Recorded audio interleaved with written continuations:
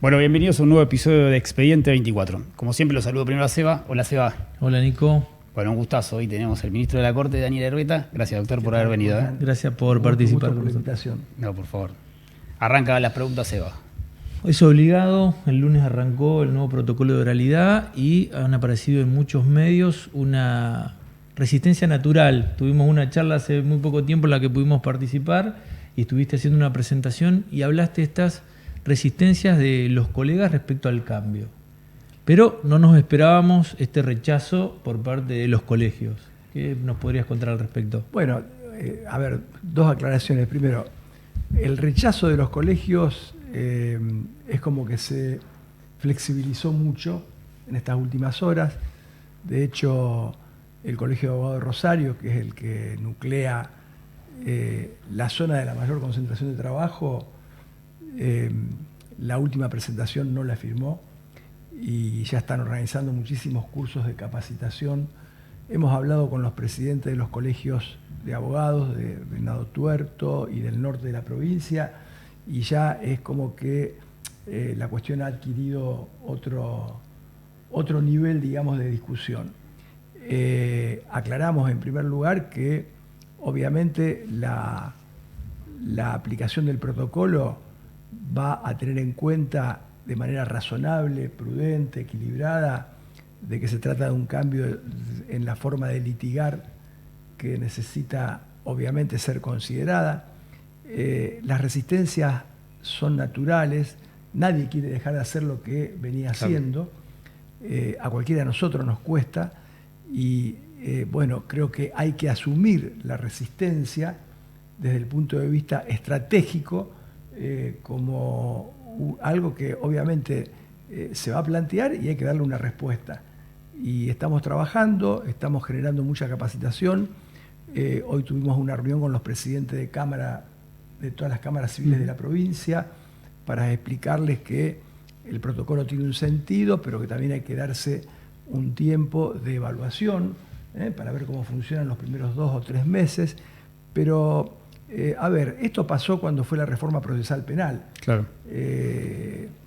Se decidió aplicarla de un día para el otro. Yo recuerdo haber recibido a todos los jueces penales que eran amigos. Yo trabajé mucho como abogado penalista. Algunos habían sido alumnos, otros eran más grandes que yo. Vinieron con una presentación, con una serie de análisis, diciendo si esto se aplica, en 6 meses colapsamos. Y en verdad, bueno, empezamos a charlar y a explicar de que no había que tenerle miedo a los cambios, que había que ir avanzando conjuntamente, con consenso, tratando de resolver las dificultades. Y verdaderamente se empezó a funcionar, a los 6 meses no colapsó nada. Claro. De modo que estamos muy confiados, creo que no va a haber inconveniente, vamos a hacer una primera evaluación de acá a 2 meses y nos hemos puesto a disposición, obviamente, para cualquier dificultad.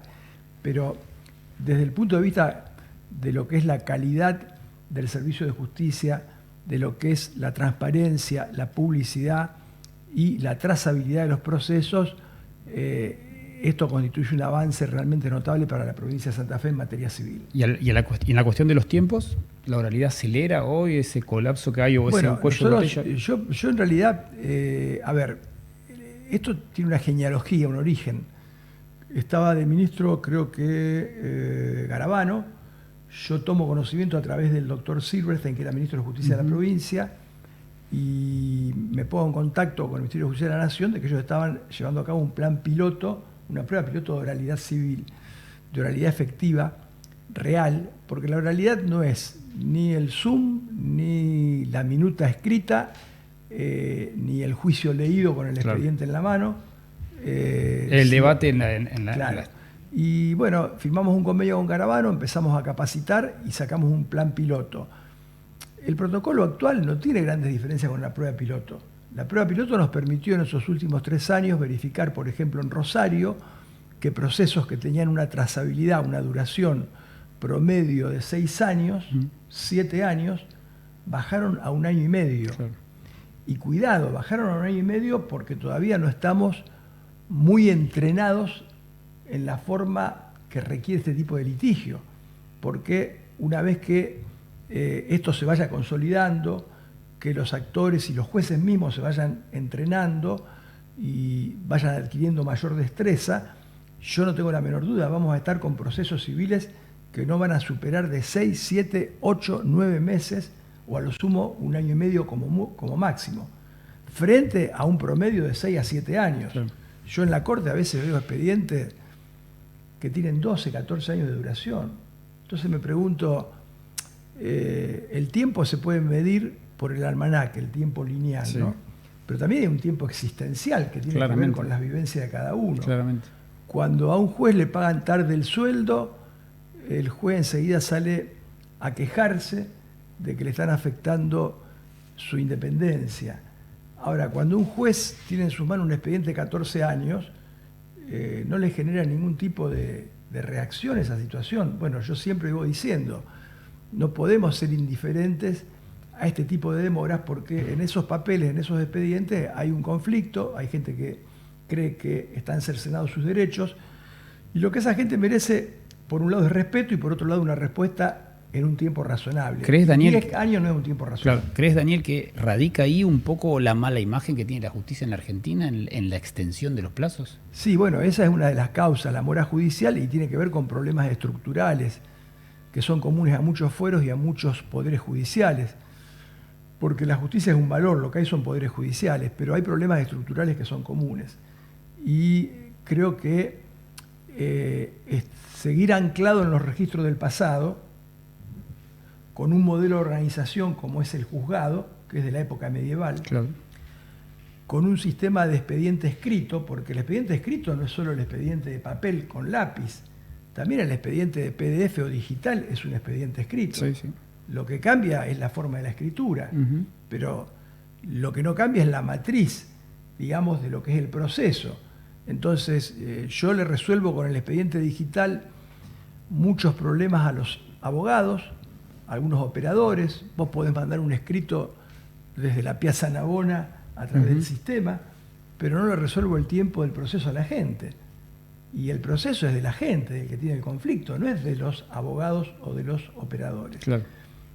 Lo que pretendemos justamente es avanzar hacia un sistema completamente diferente, que implica también repensar nuestras estructuras, nuestros modelos de organización, los procesos de trabajo y fundamentalmente los modos de litigar.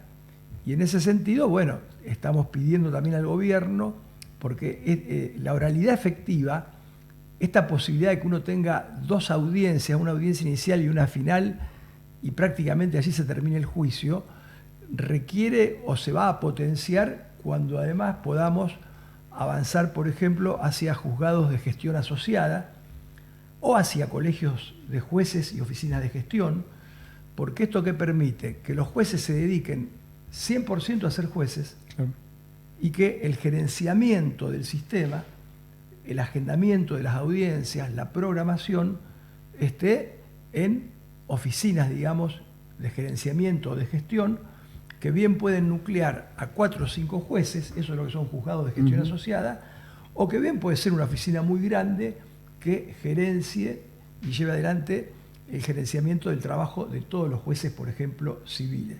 Pero esto es un cambio muy importante porque, primero, los abogados esto lo saben muy bien, la estructura de juzgado, se me enferma un juez, ese juzgado queda vacante, los abogados están todos desesperados porque claro, no tienen respuesta. Yo cuando tengo una estructura flexible, un colegio, o tengo juzgado de gestión asociada con 4 o 5 jueces nucleados en un colegio, siempre voy a tener un juez para intervenir en una audiencia. Y esto es algo fundamental, es algo importantísimo. Pero además me permite a mí repotenciar el tiempo del juez, porque el juez, de dedicarse un 40% de su tiempo a gerenciar una pyme, como digo yo, porque un juzgado es una pyme, más grande, y dedicarse el 50-60% a trabajar de juez, bueno, con este cambio organizacional vamos a tener jueces dedicados 100% a trabajar de juez. ¿Y esto qué hace? Me permite ahorrar recursos, me permite aprovechar recursos que ya tengo. ¿Y hay resistencia de los magistrados? Porque escuchaba recién la resistencia de los colegios de abogados en relación a la oralidad. Las resistencias son naturales porque, vuelvo a repetir, todos queremos seguir haciendo lo mismo. Los abogados, yo trabajé muchísimos años de abogado, también queremos adueñarnos un poco de los tiempos del proceso porque te da alguna comodidad. Sí, obvio. Pero nosotros le decimos, yo le explicaba a los presidentes del Colegio de Abogados, miren, si ustedes vienen con un planteo, porque no sé, están en tratativas, creen que pueden llegar a solucionar este tema, ningún problema. Nosotros no tenemos problema en no fijar las audiencias, pero traigan un escrito, Claro. háganse cargo, porque si no después la mora se la cargan al juez, ¿me explico? Obvio. Ahora, lo que es muy importante de este sistema es que es muy fácil de explicar.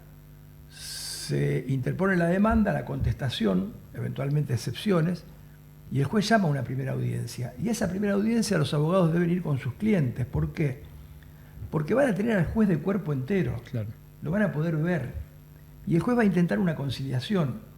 Y el sistema que funciona ya en varias provincias de Argentina da cuenta que más del 30% de los casos que llegan a esa primera audiencia se terminan conciliando.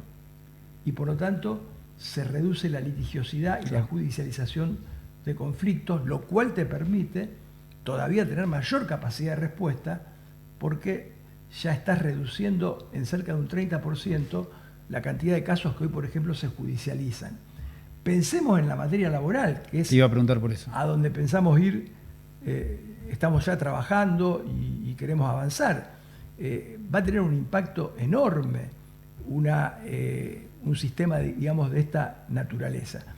Y hay algo que yo quiero destacar, porque no es lo mismo que los abogados se junten en una sala, empiecen a hablar, a que esté el juez presente.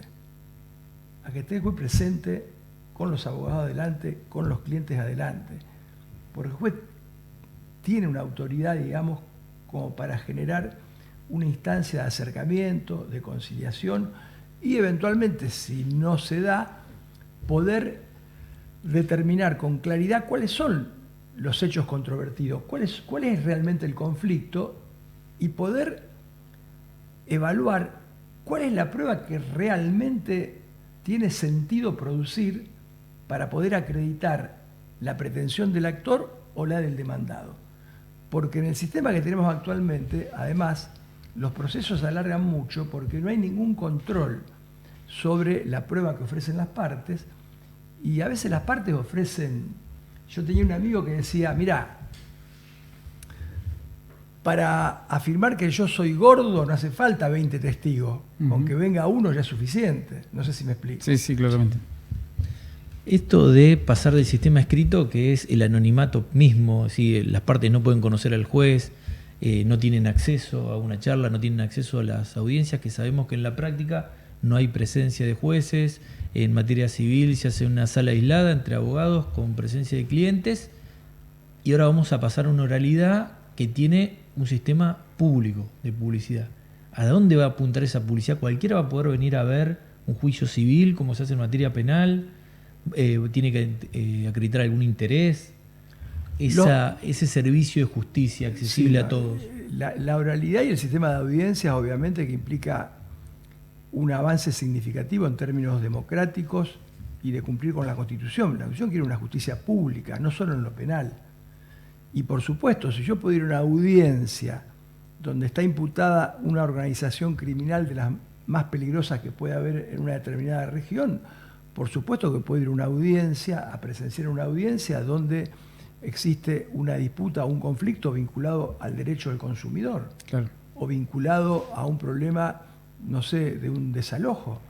Las audiencias son públicas porque los actos de gobierno de un poder del Estado como es el Poder Judicial, que gobierna gestionando conflictividad, tienen que ser públicos, tienen que ser transparentes, tienen que ser racionales. La única posibilidad que existe es que esté en juego algún interés muy particular, excepcional, vinculado a un menor, vinculado a alguna cuestión muy puntual, que sí, como pasa también en materia penal, pueda habilitar al juez a evitar, digamos, esa publicidad. Pero por regla las audiencias tienen que ser públicas y de hecho nosotros hemos inaugurado en San Lorenzo y vamos ahora por toda la provincia un sistema de gestión informático de última generación para la materia penal. En muy poco tiempo, porque ya está plenamente en marcha en San Lorenzo, cualquier ciudadano de la provincia de Santa Fe lo vamos a tener prácticamente desarrollado totalmente. Además lo hemos conseguido gratis. Mira qué bueno. ¿En qué Hemos dónde? ahorrado millones de dólares a la provincia. ¿Cómo hicieron? Esa gestión me interesa. Porque la tecnología creo que es un factor Tremendo. importante. ¿Cómo, Y es para audiencias orales. cómo lograron la gestión? ¿Con algún ente internacional? En una oportunidad yo voy a dar una capacitación a Tucumán.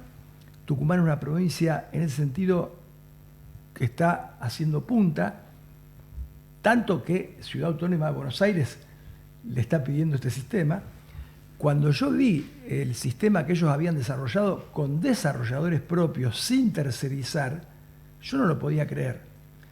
Y no lo podía creer, y tanto no lo podía creer que empecé a filmar. Ujú. Y el presidente de la Corte de Tucumán me dice, perdóname, ¿para qué filmás? No, porque cuando yo muestre esto, Claro. no lo van a poder Claro. creer. Me dice, no, pero no te hagas problema, yo te doy un link Ujú. y vos desde tu teléfono en Rosario podés entrar directamente. Ujú. Incluso podés entrar a una audiencia civil, podés entrar a una audiencia penal.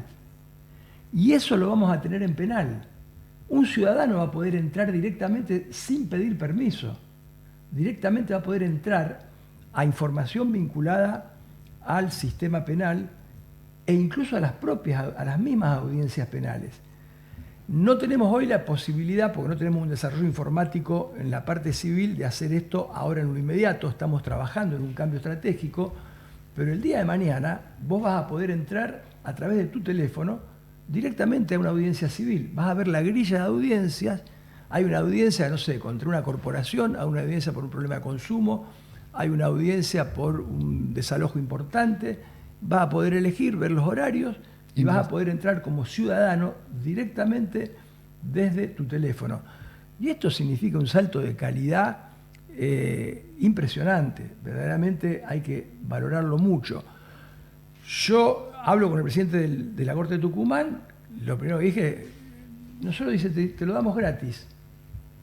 Te hacemos, pero no solo gratis el desarrollo, Sí. el software, etcétera. No, Tucumán, durante 2 años y medio que estuvimos trabajando, nos mandó los equipos de recursos humanos de ellos, nos capacitó la gente. Yo estoy eternamente agradecida al Poder Judicial de Tucumán, al presidente de la Corte, el doctor Leiva.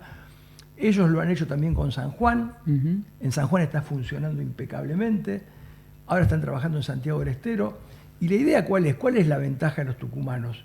Que poder nosotros contar con esa plataforma en una provincia tan grande y con una ubicación tan estratégica como Santa Fe, a Tucumán también le representa un paso adelante. ¿Por qué? Porque vos vas formando un consorcio que genera una sinergia. Claro. Y nosotros vamos a terminar mejorando el sistema de los tucumanos y vamos a terminar, digamos, dándole también a la gente de Tucumán Un upgrade del nuestro sistema. aporte, nuestra Sí. devolución para seguir mejorando el sistema. Es algo realmente impresionante. Yo te aseguro, en la inauguración de San Lorenzo estuvo el gobernador, Ujú. estuvo la presidenta de la Cámara de Diputados, son testigos, y vos hablás. A ver, en materia de tecnología y de informática, no soy un experto, pero acuño, digamos, una frase.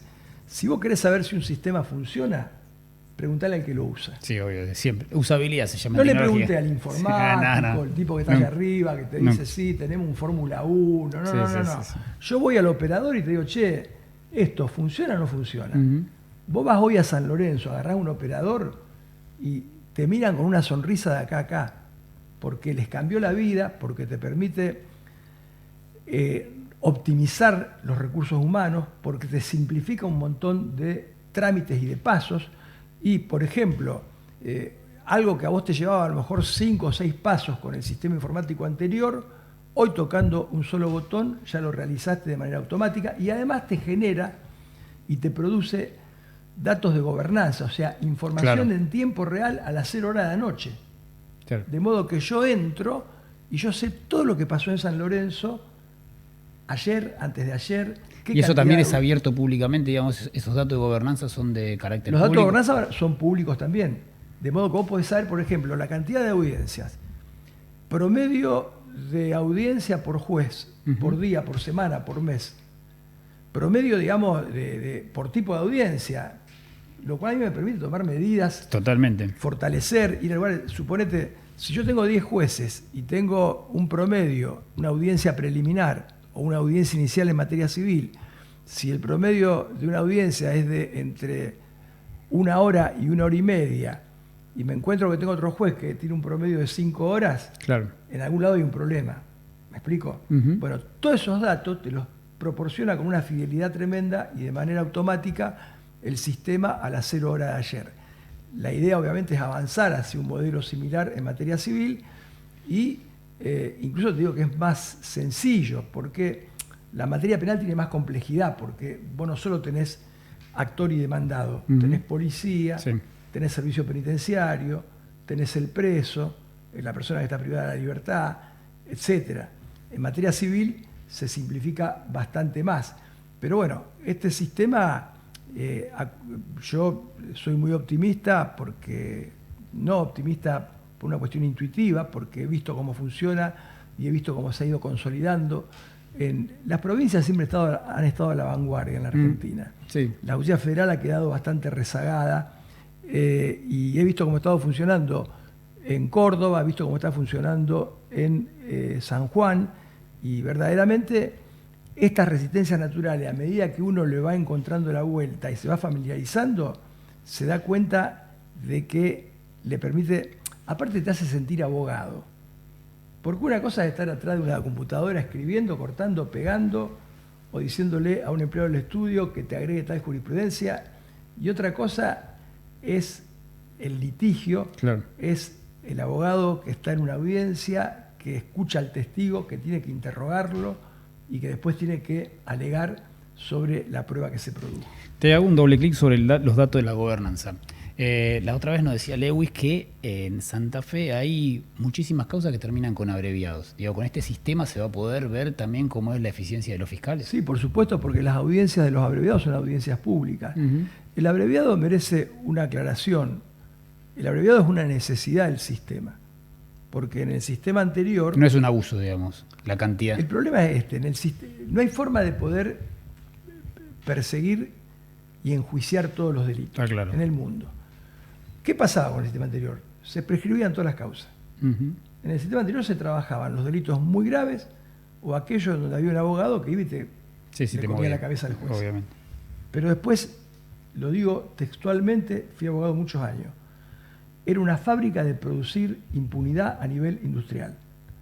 Hay personas, que no voy a hacer nombres porque no corresponde, pero que todos conocen, que hoy están encarcelados por hechos gravísimos en la ciudad de Rosario, encarcelados en otras cárceles.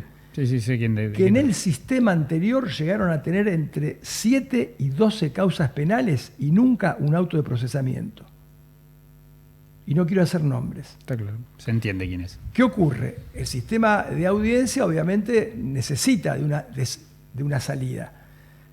Los jueces, los fiscales y los defensores deben entender que la única salida no es el abreviado. Hay muchas otras salidas que usan muy poco. La probation, los criterios de oportunidad, los delitos donde puede haber una conciliación porque tienen contenido patrimonial. Pero el abreviado también es una necesidad. Ahora, el problema no es el abreviado, el problema es el mal uso del abreviado. Claro. El problema es el fiscal, el defensor y el juez. No es el abreviado. Un abreviado de buena calidad, un abreviado bien hecho, tiene mucha mayor calidad y mejor resolución que un juicio escrito de los de hace 20 años atrás. Entonces, es cierto que hay que tener algún cuidado con el abreviado, hay que ser un poco respetuoso y hay que saber trabajarlo. Mucho más, y acá sí viene un problema que creo que Juan Lewis me mencionaste, que Juan tiene razón, mucho más cuando nosotros tenemos un código procesal que habilita el abreviado para cualquier delito, porque en otros códigos no podés abreviar cualquier delito. Tenés un límite de pena. Claro. ¿Me explico? Es decir, un delito muy grave lo tenés que llevar necesariamente a juicio. Pero eso también tiene que ver con la política de persecución penal estratégica que se dé el Ministerio Público de la acusación. Es decir, yo como, con todo respeto lo digo, si yo estuviera en el Ministerio Público de la acusación, el homicidio de Kennedy no lo llevo a un abreviado, lo llevo a un juicio público y oral. No sé si me explico. Sí. Claramente, sí. Porque es una cuestión de que Sí. quiero que la gente lo vea. Obvio. Entonces, hay que hacer un buen uso del abreviado y después hay que litigar bien el abreviado.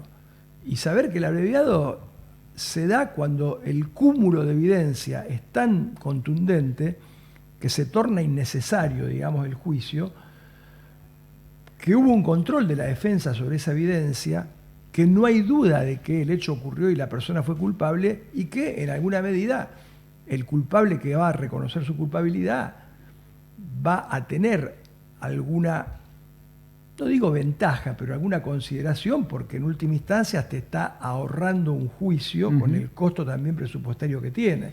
Sí. Entonces, si la pena podía ser de 10 años, a lo mejor puede abreviar en 9. Entiendo. Una de las cuestiones que se plantea contra el abreviado es que la materia prima resulta ser la prisión preventiva. Aquel que está en prisión preventiva y tiene una prórroga busca como alternativa en la práctica conseguir un abreviado para recuperar la libertad. Se ha planteado de esta manera, así lo han mantenido varios profesionales, como que yo firmo el abreviado y recupero la libertad. Esa es la crítica más grande al sistema, entiendo yo hoy, respecto de la litigiosidad o no. Es decir, cómo se utiliza la herramienta. Sí, yo no tengo un diagnóstico, porque he escuchado la crítica. Si el diagnóstico fuera correcto, comparto la crítica. Porque el abreviado tiene 3 grandes riesgos.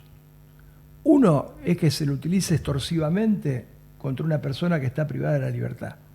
Porque la persona privada de la libertad, la incertidumbre es un daño psíquico tremendo. Entonces, a veces, la persona que está privada de la libertad quiere certeza. ¿Cuándo me voy? Claro. No me importa, aunque me vaya 4 meses después. Pero quiero saber que me voy 4 meses después. Esto está mal. Esto está mal y se vincula a otro tema que es el abuso de la prisión preventiva.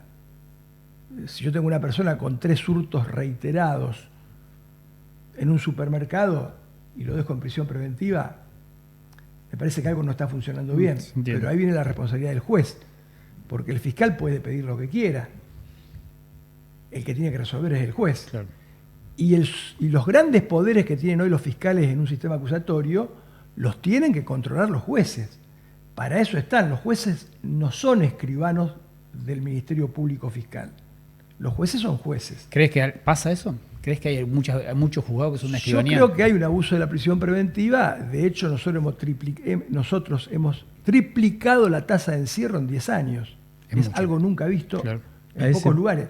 Te digo el segundo riesgo del abreviado, que se burocratice y que, no digo que esto ocurra, pero digo conceptualmente los riesgos. Sí.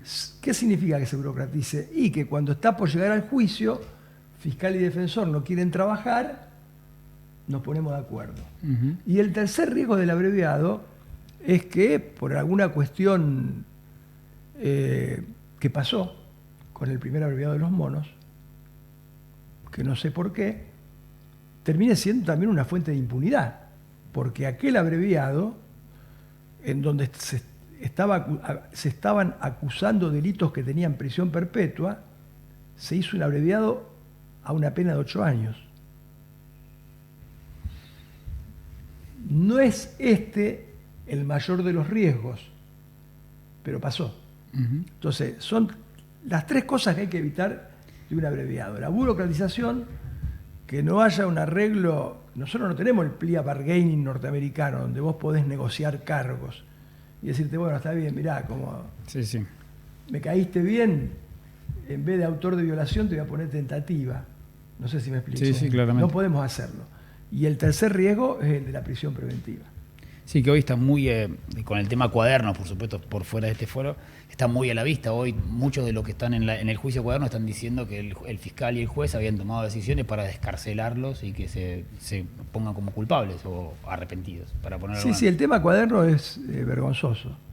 Si es tal como se lo transmite, porque obviamente yo la información que recibo es lo que veo a través de los medios de comunicación.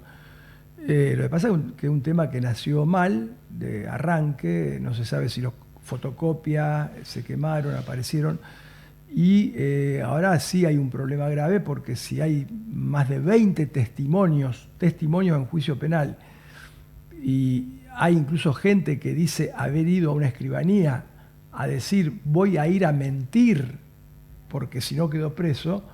Bueno, me parece que la justicia federal se tiene que poner los pantalones y los que tienen a su cargo la responsabilidad de poder generar confianza en la justicia, deslindando responsabilidades funcionales, tienen que actuar rápidamente, porque de lo contrario hay una tendencia a generalizar y las generalizaciones después afectan a todo el mundo y uno dice la justicia. La justicia, vuelvo a repetir, es un valor. Sí, sí, hay sí. jueces en Comodoro Pi, hay jueces en Rosario, en Santa Cruz, en Bariloche, en Santa Fe, en Corrientes, y bueno, cada uno se tiene que hacer cargo de su propia actuación. Está claro. Otro de los puntos claves son las vacantes de jueces. Digo, hablabas recién de San Lorenzo, el juzgado de familia, hablan mucho de hasta 20 denuncias por fin de semana sobre violencia de género. ¿Cómo está abordando la Corte este tema? Nosotros estamos reclamando permanentemente, llegó a haber 101 vacantes el año pasado, se cubrieron cerca de más del 50%. Creo que va a haber en los próximos días alguna cobertura más de vacantes, estamos reclamando y fundamentalmente reclamamos en los distritos donde hay carga de trabajo. Por ejemplo, vos mencionás San Lorenzo. Claro, San Lorenzo necesita no solo cubrir esa vacante del juez de familia, sino que necesita también crear un cargo más, por ejemplo, de juez laboral. Sí, 1.800 causas. Escuché. Exactamente. Y lo mismo pasa con la ciudad de Rosario. Nosotros tenemos, si bien, digamos, yo siempre digo, no es pedir más por pedir, es pedir más y también acompañar de cambios organizativos, de cambios de gestión, de cambiar la forma de trabajar. Pedir más para hacer más de lo mismo es como que nunca te va a alcanzar. Pero lo que sí es cierto que la situación de Rosario en materia laboral es dramática. ¿Por qué? Porque no tiene comparación. Vos te comparás con Mendoza o con Córdoba, y Mendoza y Córdoba no tienen la carga de trabajo de Rosario, y estamos hablando de que de 10 jueces laborales contra 25. ¿Y eso por qué es, Daniel? Bueno, porque quedó el último juez laboral que se nombró, no sé de qué época, cuántos años. Yo, por lo menos que estoy en la Corte, no se creó un solo cargo de juez laboral. Quedó muy reducida, digamos, la planta de jueces. Creo que hay que avanzar hacia modelos de gestión asociada para que los jueces trabajen de jueces, pero aún así, en laboral de Rosario necesitamos la cobertura de por lo menos 8 jueces más para poder atender la cantidad de trabajo que existe. Y bueno, ahora estamos avanzando, vamos a ver cómo funciona con esta modificación que han hecho, con algunos peritos médicos que se van a nombrar, ya 3 están nombrados. Vamos a hacer un periodo de prueba, hemos hablado con los legisladores, y esperemos que esto un poco contribuya. Pero esta modificación última, aun cuando contribuya, no es la solución del problema. Claro.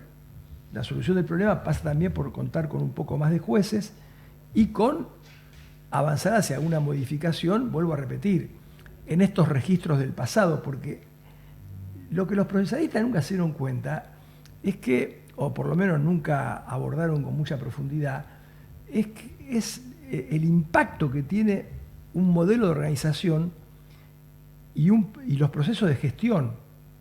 No es solo el litigio, no es solo o el trámite, como le decían antes, es también la estructura judicial, es también la forma en que yo trabajo. Nosotros tenemos un modelo de organización, vuelvo a repetir, casi de la época de la colonia. El juzgado viene de la colonia en la Argentina. Procesos de trabajo rutinarios, donde vos tenés rutinas que se repiten porque siempre se hizo así. Y nadie se pellizca y se pregunta, pero escúchame, ¿cómo siempre se hizo así? Y bueno, sí, pero porque siempre se hizo así no te legitima. No sé si me explico. Sí, sí, claramente. En esta corriente de cambios, estamos hablando también de juicios por jurados. Y la pregunta es, ¿cómo se van a componer esos jurados? ¿Quiénes van a ser? ¿Cómo se van a elegir? ¿Y cómo se le va a dar protección? Los jurados, ya tuvimos 4 juicios por jurados populares en Santa Fe. Disculpen, éxito total. Porque primero no querían saber nada, después cuando terminaron su actuación como jueces ciudadanos, la asumieron con una responsabilidad increíble y preguntaban si no podían volver a ser jueces. Ah, mira qué interesante. Las encuestas previas sobre la opinión que tenían de la justicia y las encuestas posteriores que hemos hecho diagramar con sociólogos, no lo podés creer. De hecho, voy a dar un caso, el primer juicio por jurado que hubo, que fue en San Cristóbal, el fiscal pedía homicidio calificado por un homicidio transversal en contexto de género, y el jurado dio su veredicto como homicidio atenuado. Si lo hubiese hecho un juez técnico, no sale cuelga en la juzgado. plaza. Porque la gente confía en la gente y tenemos que tener confianza en los ciudadanos. ¿Cómo se eligen? Bueno, cada 2 años se sortean del padrón una cantidad de personas, después se hace una depuración, porque hay gente que no puede ser, yo no podría ser jurado, Claro. un abogado no puede ser jurado, un policía no puede ser jurado. Se hace una depuración y de esa depuración, cuando vos tenés una fecha para hacer un juicio por jurados populares, ahora va a haber 4 en Rosario, Sí. se hace una preselección, un sorteo de 36 personas. A esas 36 personas, nosotros hemos formado equipos que los hemos capacitado para que vayan personalmente, con empatía, hemos hecho un folleto hermoso, explicativo, con dibujos, donde vos vas explicando en qué consiste un juicio por jurado. Y bueno, van esta gente a hablar con los jurados seleccionados para que vayan a la audiencia de selección de jurado. Y la primera reacción de la gente es: no, yo no sé nada de derecho, no, pero quédese tranquilo, no hace falta que sepa derecho. Usted es juez de los hechos. Claro. Hay un juez del derecho. Usted va a ser juez de los hechos. Y usted es una persona que vive tomando decisiones y vive valorando en su vida cotidiana, en su relación con sus hijos, con su esposa, con su novia, con sus hermanos, con su familia, con el trabajo. Bueno, finalmente van a la audiencia, hasta ahora fueron siempre todos, y allí los abogados tienen la posibilidad de recusar sin causa, y de esas 36 personas se terminan seleccionando 14, 2 suplentes y 12 que van a ser propiamente los jueces ciudadanos, 6 mujeres y 6 hombres de distintas pertenencias. Y bueno, hasta ahora la experiencia de los primeros 4 juicios han sido verdaderamente notables. La gente los veredictos han sido, si yo los pudiera, los evalúo técnicamente, han sido correctos. Y acá viene una chincha, ¿no?, que siempre digo. La mayoría de los casos en donde un abogado defensor apeló un veredicto de condena, previa reserva, se fundamentó en más de un 95% en la mala formulación de las instrucciones que el juez técnico le tiene que dar al jurado. En el mundo, de los países juradistas, en la experiencia argentina, que tiene ya muchos juicios, provincia de Buenos Aires, provincias del sur, ahora Santa Fe, más del 95% de las apelaciones se fundan en la mala explicación del derecho que debía hacer el juez técnico y debían litigar los abogados, el fiscal y el abogado defensor. Claro. Me había obligado a preguntarte sobre la injerencia de los medios de comunicación en los temas que toman estado público. ¿Cómo se valora eso respecto del jurado? Los jurados reciben mucha instrucción, se los preserva obviamente. Hasta ahora hemos tenido... Es un método bastante eficaz. Yo era antijuradista y la verdad que después me puse a estudiar, empecé a ver las experiencias. Pensá que en los 4 juicios que tuvimos, en 2 días se hizo la audiencia de selección de jurado, el juicio y el veredicto. Claro. En 2 días. Y yo siempre digo algo que lo visualizo porque los anglosajones hacen mucha investigación empírica sobre el funcionamiento del jurado.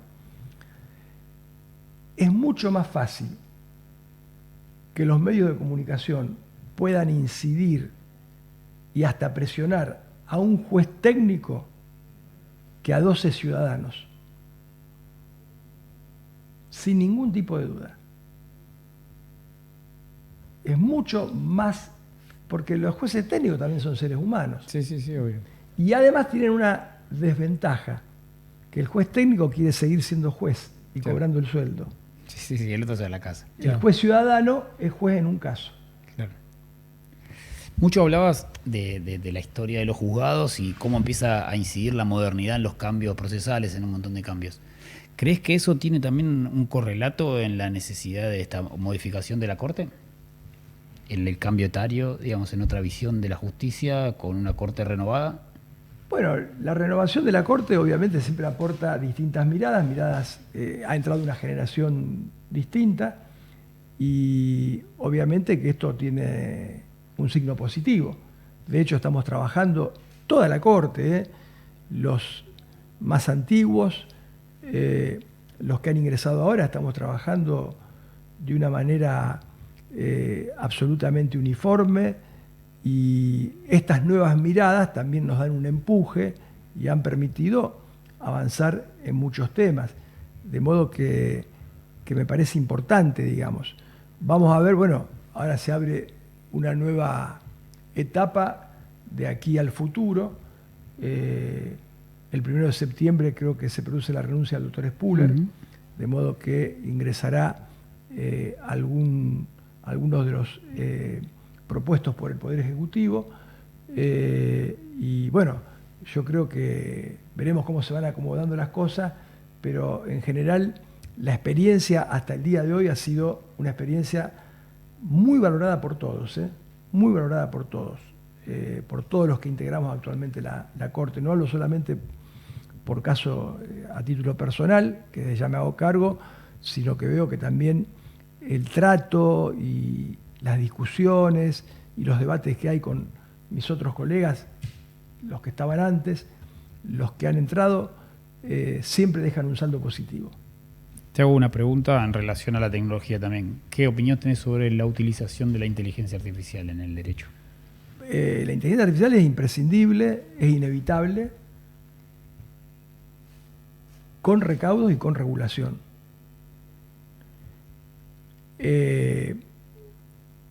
Yo, digamos, no es decir, che, juez, podés usar el chat GTP, porque aunque yo lo diga, lo puedo usar igual, aunque no lo diga. La inteligencia artificial requiere de un desarrollo, requiere en materia judicial de la posibilidad de tener nosotros y poder adquirir plataformas propias, de modo de que por lo menos de parte del Poder Judicial, donde hay muchos datos sensibles, esos datos estén protegidos. Sí.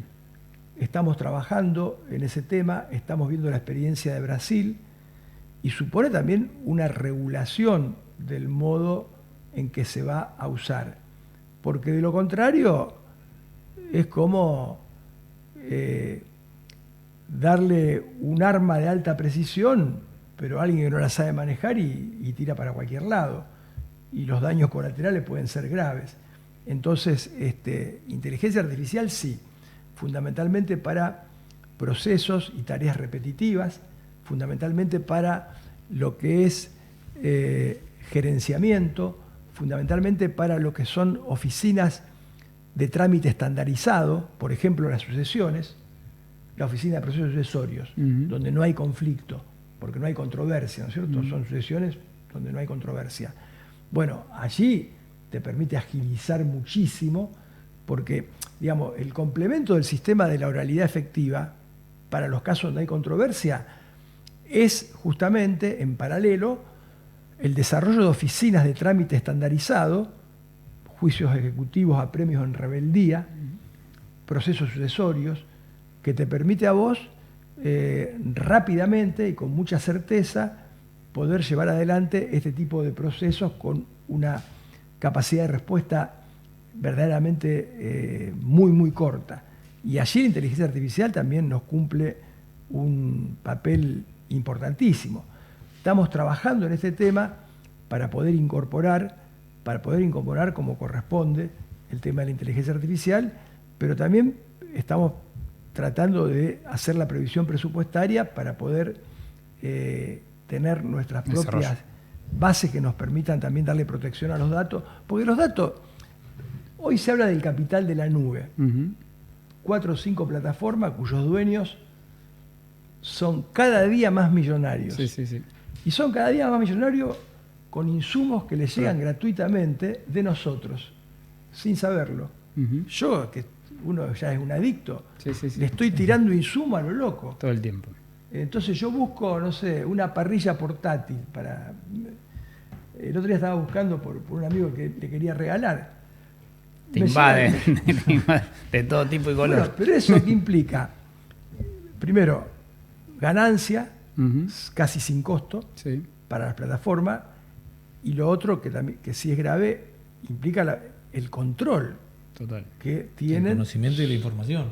el control que tienen sobre nosotros. Ujú. O sea, ojo que esto es Sí, grave. ¿no? hay, digamos, hay todo un debate en Por eso hay que relación- tener cuidado con la llamada democracia Te algorítmica. iba a decir eso, pero te iba a decir de la democracia tradicional, hay mucha discusión en relación. Está el Sí, caso ahí está. de Cambridge Analytica en lo que fue en su Es momento que el vos tenés- Brexit y hay es un que la montón. tecnología hoy te ha generado, por un lado, la tecnología ha generado cosas increíbles, desde la clonación a la terapia génica, los avances en materia científica, en un mundo muy injusto, ¿no? Porque todos esos avances Sí, claramente. conviven con enfermedades del siglo XIX como el sarampión. Sí, sí, o la tuberculosis. Eh, alguna cosa.